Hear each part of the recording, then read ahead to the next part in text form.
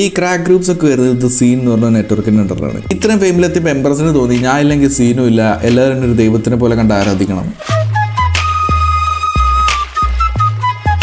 ഈ സീനിൽ ഒരുപാട് റൂൾസ് ആൻഡ് റെഗുലേഷൻസ് ഒക്കെ ഉണ്ട്. ഒരു മെയിൻ റൂളാണ് പൈസയ്ക്ക് വേണ്ടി ക്രാക്ക് ചെയ്യരുത് എന്നുള്ളത്. എംബറസ് ക്രാക്ക് ചെയ്യണമെങ്കിൽ ഡൊണേഷൻ വേണമെന്ന് ആവശ്യപ്പെടാൻ തുടങ്ങി. ഈ പണി സ്റ്റീഫൻ ചെയ്യില്ല,